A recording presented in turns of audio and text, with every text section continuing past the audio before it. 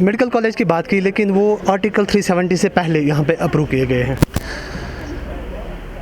370 न किसी मजहबी किताब में लिखा था। और जहाँ तक 2G की बात है, 2G भी में हम यूज़ कर सकते हैं और 2G भी आज हम यूज़ कर सकते हैं। नाज़रीन, आप देख रहे हैं कश्मीर न्यूज़ ब्यूरो। मैं हूँ शाह तौकीर इस्लाम। इस वक्त हम बीजेपी के हेडक्वार्टर श्रीनगर में मौजूद हैं। मेरे साथ है बीजेपी के स्पोक्स पर्सन अल्ताफ़ ठाकुर साहब। अल्ताफ़ साहब, आपका खैर मकदम है कश्मीर न्यूज़। शुक्रिया। अल्ताफ़ साहब, सबसे पहले आर्टिकल 370 हटाया गया कश्मीर से, रीज़न दिया गया था डेवलपमेंट, लेकिन ये डेवलपमेंट कब होगी? देखिए, जहाँ तक आर्टिकल 370 हटाने की बात है, देखिए पहले भी कह चुके, आज मैं खुशकिस्मती से आज वही दिन है जिसके लिए डॉक्टर श्यामा प्रसाद मुखर्जी ने कश्मीर में ही आके अपनी प्राणों की आहुति दी। 370 5 अगस्त एक हिस्टोरिकल डे था, ठीक है। डेवलपमेंट के लिए यहाँ तो कुछ ऐसे कानून थे और ऐसे इश्यूज़ थे कि डायरेक्टली यहाँ डेवलपमेंट कर नहीं सकते थे, और जो एक अकाउंटेबल डे होती है, एक ट्रांसपेरेंसी थी, वो कहीं ना कहीं इससे। और सबसे बड़ी बात है, देखिए एक देश में, एक कंट्री में आप सब कंट्री नहीं बना सकते। भारत दुनिया की सबसे बड़ी डेमोक्रेसी है। एक हमारा जो पहले से नारा था, एक विधान एक प्रधान और एक निशान, और उसके तहत आज 23 जून को हम बलिदान दिवस मना रहे हैं। और आज डॉक्टर श्यामा प्रसाद मुखर्जी ने आज ही के दिन इसके लिए अपनी जानों की आहुति दी। और आज के दिन जब 5 अगस्त को जो 370 और 35A जो एब्रिकेट किया गया, मैं समझता हूँ उससे बढ़कर उनको कोई तोहफा नहीं है। और जहाँ तक डेवलपमेंट की बात है, देखिए भारत जो मोदी जी की गवर्नमेंट है, हमेशा वो जम्मू कश्मीर की तरक्की और जम्मू कश्मीर की लोगों की और जम्मू कश्मीर के यूथ से उनके रोज़गार के लिए हमेशा वो सबसे ज़्यादा आगे रही, और उन्होंने किया भी। देखिए आप कहें डेवलपमेंट, जहाँ तक डेवलपमेंट आप 2014 तक की बात कीजिए। 2014 तक जम्मू में एक मेडिकल कॉलेज हुआ था और श्रीनगर में एक मेडिकल हुआ। आज देखिए आपके पास 10-10 12-12 मेडिकल कॉलेजेस है। आज हर डिस्ट्रिक्ट में आपका मेडिकल है। आज मेडिकल कॉलेज की बात की, लेकिन वो आर्टिकल 370 से पहले यहाँ पे अप्रूव किए गए हैं। नहीं, मेरा कहने का मतलब है कि जब से मोदी जी आए हैं, उन्होंने एक खास ध्यान जम्मू कश्मीर के, क्योंकि उनको पता था कि 370 से 70 साल तक जम्मू कश्मीर के अवाम को प्रोपेगेंडा और 2 खानदानों का जो राज था उसके बगैर कुछ नहीं मिला, और उन्होंने आहिस्ता आहिस्ता इस प्रोसेस को शुरू कर दिया। और जहाँ तक बात की, देखिए मैंने कहा IITs है, मेडिकल कॉलेजेस है, और बड़े बड़े प्रोजेक्ट जो कोविड की वजह से अभी रुके हुए हैं। अब महामारी की वजह सारी दुनिया में एक प्रोसेस चली थी कि सारा जो डेवलपमेंट था वो लगभग ठप हो गया था, और सेम वही जम्मू कश्मीर में हो। लेकिन जहाँ तक हमारी गवर्नमेंट का ताल्लुक, हम ये बात पहले भी कह चुके हैं, हमारा सबसे जो मेन एजेंडा है वो जम्मू कश्मीर की डेवलपमेंट और जम्मू कश्मीर की तरक्की और जम्मू कश्मीर के यूथ के लिए रोज़गार है। हम उस पर कायम है, और आहिस्ता आहिस्ता जब अनलॉकडाउन शुरू हो गया है, आप देखिए ग्राउंड ज़ीरो पे, और आज लोग भी इस बात को कह रहे हैं कि आज ट्रांसपेरेंसी भी और ज़मीन पे ग्राउंड ज़ीरो पे आज आपको डेवलपमेंट भी देखें। आहिस्ता आहिस्ता इस प्रोसेस को तेज़ करते हैं कि और विद 1-2 साल जो हमने टारगेट लिया था, आप देखेंगे जम्मू कश्मीर देश की सबसे विकसित और सबसे डेवलपमेंट राज्य। आपने यूथ्स की बात की, आपने रिक्रूटमेंट्स की बात की। रिक्रूटमेंट निकाली है, इस वक्त रिक्रूटमेंट हो रही है, लेकिन उन यूथों का क्या है जो पिछले 1 साल में ओवर एज हो गए, जो 40 क्रॉस कर गए पिछले 1 साल में, लेकिन गवर्नमेंट की गलत पॉलिसी की वजह से वो अपना ये जो मौका था उनको गंवा बैठे। देखिए 1 साल की बात नहीं, आप देखिए 70 साल से जो यहाँ जो चल रहा था, इसका मैं ज़्यादा से जो कसूरवार समझता हूँ वो पुरानी उन पार्टियों ने जो यहाँ रूलिंग में थी, और उन्होंने ऐसी पॉलिसियाँ बनाई थी कि वो 200-300 वाली जॉब यहाँ प्रोवाइड करते और जिनका कहीं फ्यूचर नहीं था।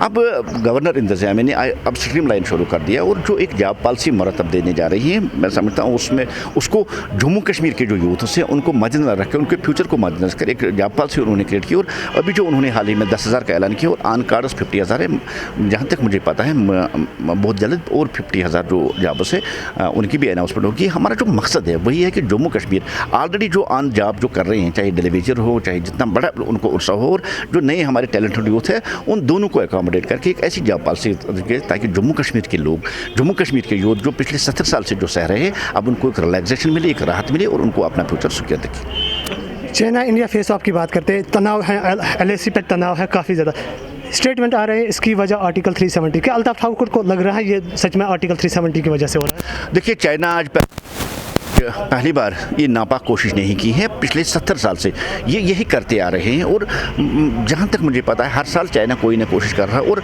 आप देखिए कांग्रेस के दौर में उन्होंने कितनी जो हमारी ज़मीनें ले ली है, और 62 में इसी बात पे जंग हुई थी। और चाइना भी अब इस बात को समझ रहा है कि आज का जो भारत है वो 62 वाला भारत नहीं है, आज का भारत एक मजबूत तरीन भारत है, और दुनिया की मजबूत तरीन मिलिट्री पावर उसमें गिना जाता है।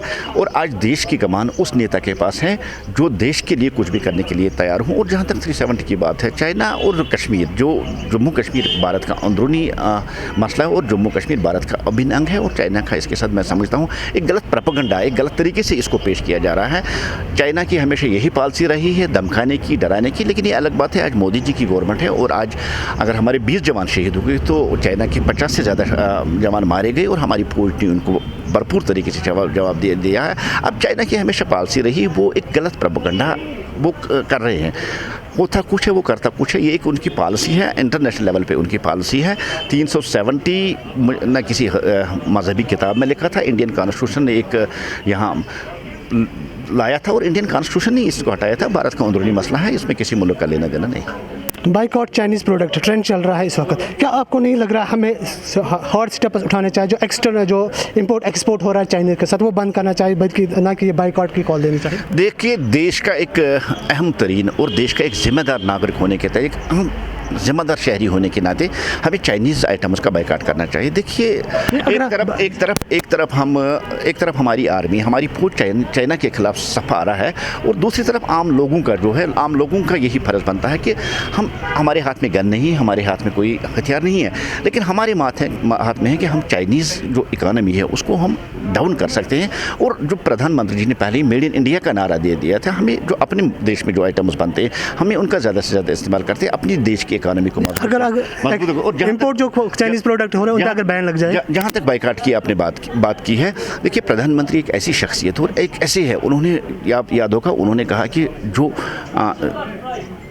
अच्छे लोग हैं जिनके पास आमदनी अच्छी है वो गैस सिलेंडर से सब्सिडी वो बाइकाट, और 5 करोड़ से ज़्यादा लोगों ने अपने से ही जो सब्सिडी वाले सिलेंडर से उनका बाइकाट किया, उन्होंने कर दिया। और मैं समझता हूँ प्रधानमंत्री ने जो आज देश के लोगों ने जो आज कंपनी की है, आहिस्ता आहिस्ता देखिए, आहिस्ता ये जोर पकड़ेगी और खुद ब खुद लोग चाइनीज़ आइटम्स का बाइकाट करेंगे और देश की जो आइटम बनती है। और वैसे भी ये पुरानी कहावत है कि चाइनीज़ जो माल होता है वो ज़्यादा टिकाऊ नहीं होता है, मेड इन इंडिया माल ही हमें अपनाना चाहिए और हमें अपनी ही देश की इकानमी को बूस्ट करना चाहिए। अल्ताफ़ साहब, वापस आते हैं कश्मीर पे। कश्मीरी यूथ आए दिन खबरें आ रही हैं मिलिटेंसी की तरफ जा रहे हैं, क्या वजह है मिलिटेंसी की तरफ जा रहे हैं और गवर्नमेंट ऑफ इंडिया को क्या करना है, अप्रोच करना चाहिए ताकि ये यूथ जो पढ़े लिखे यूथ है मिलिटेंसी की तरफ जा रहे हैं उनको रोका जाए? देखिए, एक सर्वे के मुताबिक अभी कल पुलिस ने भी एक आंकड़े दिए थे कि जो रेट थी मिलिटेंसी की तरफ, जो हमारे बच्चे मिलिटेंसी की तरफ आ गए थे वो बहुत ज़्यादा कम होंगे और अब बच्चे उसकी तरफ नहीं जा रहे। और पिछला जो आंकड़ा उन्होंने दी थी, शायद 49 जो हमारे यूथ थी जिन्होंने मिलिटेंसी ज्वाइन की थी, उसमें बेशतर लोग, शायद 29 जो मारे गए और उसके बाद आज तक ज़्यादा लोगों ने ज्वाइन नहीं किया। और जो एक ये रीत यहाँ बनी थी मिलिटेंसी और ये जो गलत एक प्रोपेगेंडा यहाँ किया जा रहा था, इसमें एक तरफ इसका बहुत ज़्यादा जो जिम्मेदार था वो सोशल मीडिया ही था। अब उसमें भी अब गवर्नमेंट की नज़र है और आज जो मिलिटेंसी ज्वाइन करने की रेट है वो बहुत नीचे है। अब यहाँ का जो यूथ है वो भी डेवलपमेंट चाहता है, वो तरक्की चाहता है, वो जॉब चाहता है, वो दुनिया के साथ खड़ा होकर अपना जो उसका टैलेंट है उसको मनाना चाहता है। अब जो मिलिटेंसी रेट उस हद तक नहीं है, उस पर परेशान होने वाली बात नहीं है। मिलिटेंसी की रेट बहुत घट गई और अब जम्मू कश्मीर अमन की तरफ दौड़ रहा है और बहुत जल्द जम्मू कश्मीर जैसे भारत की दूसरी स्टेटें हैं तरक्की याफ्ता स्टेट होगा और अमन पसंद स्टेट होगा। आपने कहा जो यहाँ के यूथ हैं दूसरे मुल्क के जो यूथ हैं उनके साथ शाना बशाना खड़े हो जाए, यहाँ तक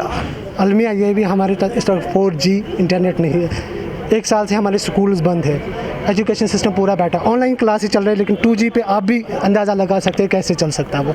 4G कब तक रिस्टोर होगा? देखिए, मुल्क की सबसे जो प्रायोरिटी होती है वो उस मुल्क की जो शहरी है, वो जो उस कंट्री के शहरी है, उनकी हिफाजत, उनकी जान और माल की हिफाजत है।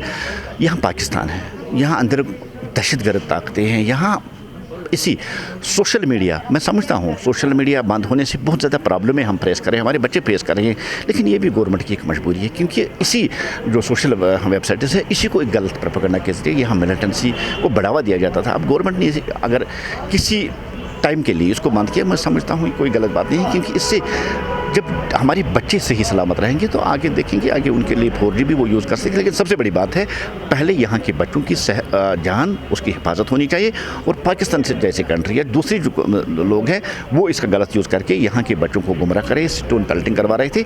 इसलिए गवर्नमेंट ने एक डिसीजन लिया और अभी सुप्रीम कोर्ट में फैसला है, देखते हैं कोर्ट क्या होगा। और जहाँ तक 2G की बात है, 2G में हम यूज़ कर सकते हैं और 2G भी आज हम यूज़ कर रहे हैं। LOC पे तनाव कंटिन्यू चल रहा है, पाकिस्तान की तरफ से शेलिंग हो रही है, मर रहे हैं, इस साइड भी कश्मीरी मर रहे हैं, उस साइड भी कश्मीरी मर रहे हैं। इस चीज़ को रोकने के लिए क्या करना चाहिए? देखिए, पाकिस्तान 47 से ही उसने एक ज़बरदस्ती हमारी एक हिस्से पे कब्ज़ा किया है, जिसको पीओके के नाम से जाना जाता है, और उसकी यही पॉलिसी है। पाकिस्तान की इंटरनल से पॉलिसी है वो यही है कि दहशतगर्दी को बढ़ाया जाए और भारत में किसी न किसी तरीके से तोड़फोड़ किया गए। और जहाँ तक आप बात कर रहे हैं, यहाँ भी हमारे बच्चे मार रहे हैं, वहाँ भी हमारे बच्चे मार रहे हैं। कौन मार रहा है? अगर पाकिस्तान हमारे बच्चों के हाथों में गन नहीं देता, उनको गलत प्रोपेगेंडा करके उनको जहाद का नाम देके जन्नत में जाएंगे, आपको 72 पूरे वहाँ मिलेंगे, इसी प्रोपेगेंडा के ज़रिए वो यहाँ के बच्चों को मरवा रहा। और अपने जो उसके लोग हैं वो तो बिल्कुल सेफ है, उसके महफूज अपने लोग हैं। और वहाँ भी जो उन्होंने दहशतगर्दी के जो बड़े बड़े कैंपस हैं वो तो हमारी धरती पर उन्होंने लगाए। इसका बेहतरीन सा इलाज ये है कि भारत ने अब उनकी नब्ज़ भी देखी और उनका टेम्परेचर भी देखा है। मुझे लगता है कि अब वो दिन बहुत करीब आने वाला है कि पीओके को मिलिटेंसी से फ्री करके, जिस तरह उन्होंने उसको ज़बरदस्ती हमसे ले लिया है, उसको वापस लाके इसको पूरे जम्मू कश्मीर में मिलिटेंसी खात्मा करके यहाँ के नौजवानों को तालीम की तरह और यहाँ के नौजवानों को मॉडर्न टेक्नोलॉजी की उस तरफ राग़िब किया। इंडिया की गलत पॉलिसियों की नहीं, इंडिया की जो अच्छी पॉलिसियाँ हैं उसकी वजह से कुछ कंट्रीज़ है जो नहीं चाहती है कि भारत ताकत बन जाए। और ये सारी दुनिया आज जानती है कि भारत एक तेज़ी के साथ ग्रोथ करने वाली इकानमी और ये एक सुपर पावर की तरफ दौड़ रही है। और भारत ने जो नारा दिया है कि विश्व गुरु दुनिया का लीडर बनने का, चाइना एक पॉलिसी के तहत भारत को 2-3 महाजों पर एंगेज करना चाहता है। वो चाहता है कि भारत की इकानमी है जो वो डाउन हो जाए और भारत जो तरक्की की दौड़ में आज सबसे तेज़ चल रहा है ये पीछे चला जाए। एक पॉलिसी है चाइना की, इसलिए उसने पाकिस्तान को भी इन्वॉल्व किया और आज नेपाल भी को इन्वॉल्व किया। लेकिन भारत ऐसी पॉलिसियों से पीछे रहने वाला नहीं। भारत विश्व गुरु जो उसने टारगेट रखा है वो विश्व गुरु बन के रहेगा। शुक्रिया हमें टाइम देने के लिए।